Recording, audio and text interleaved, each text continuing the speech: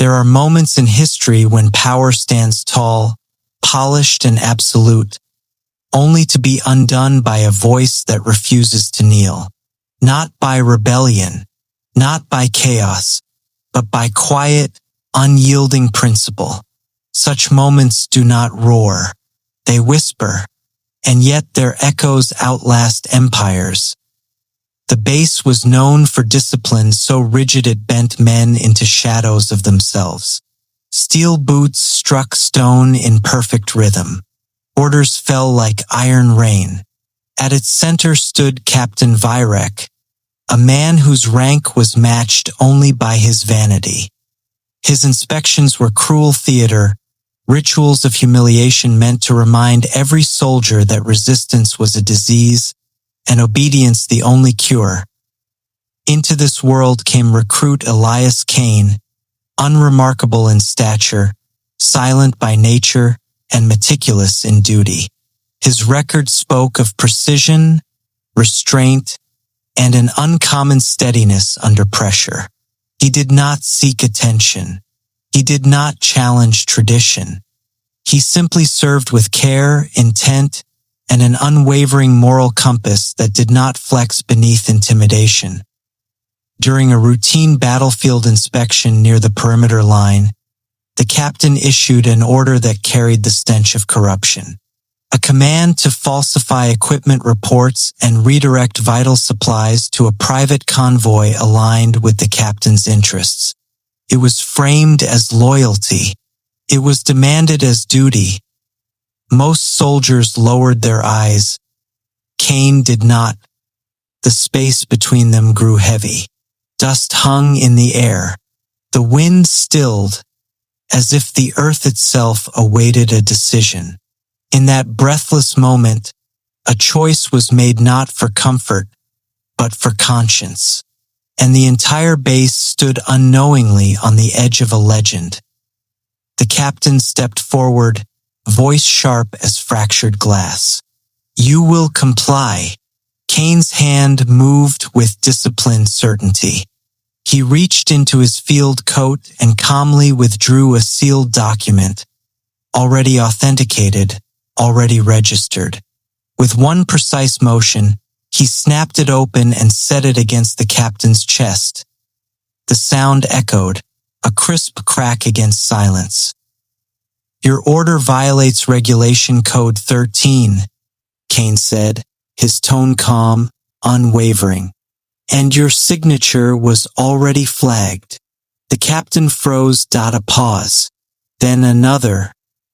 Every movement ceased. Boots halted mid-step. Rifles lowered slightly. Even the wind seemed to hold its breath. In that instant, authority shattered not through aggression, but through undeniable truth. The captain's face drained of color as realization carved its slow path across his eyes. The base stood silent, and the world shifted, and no one spoke at first. The silence didn't feel empty. It felt sacred, as though the ground itself honored what had occurred. The captain's jaw tightened, his pride collapsing inward, strangled by the weight of exposure. He had built his reign on fear. Now fear stood facing him, unafraid. Footsteps approached from the command vehicle. Colonel Harrow, a man whose presence alone silenced entire battalions, observed the scene with measured eyes. He knew power when he saw it, and he knew dignity when it refused to bow. "What is the meaning of this standstill?" the colonel demanded. The captain stammered, struggling for authority that no longer answered his call. Kane stepped forward once more, holding the document steady. "Sir," he said, "I refused an unlawful order. I followed code." The colonel scanned the records. Each line spoke clarity. Each annotation told a story of deliberate abuse. When he looked back up, his gaze was not one of anger. It was of rare approval.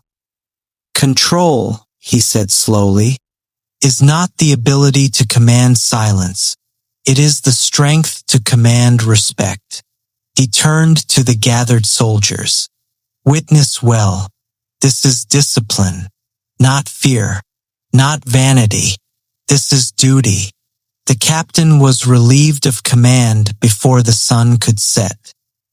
He left without a word, his footsteps swallowed by the dust he once ruled. But Cain remained, and in the hours that followed, whispers traveled through the ranks, not of rebellion, of courage, of restraint, of the kind of honor that does not seek glory but earns it through quiet resolve. A younger soldier approached Cain that evening. "Weren't you afraid?" he asked. Cain paused, then replied, "Fear exists to remind us of what we value. I valued the uniform more than the man wearing it." That night, the base slept differently, not in obedience, but in understanding. The shadow of arrogance had been lifted. In its place stood a lesson etched deeper than law, that dignity outlives power and principle outlasts dominance. Years passed, seasons turned, and new recruits walked the same stone corridors with unfamiliar eyes. Many never heard the details, only fragments whispered during late-night patrols and solemn drills. They spoke of a day when silence conquered tyranny.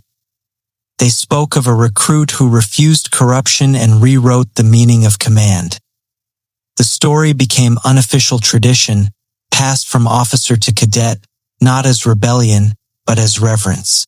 Cain rose through the ranks not by force, but by consistent integrity. He trained soldiers not to fear authority, but to respect the purpose it served. Commanders referenced the moment in private councils. Training manuals redefined the phrase lawful order. Even those who doubted the tale could not deny its influence.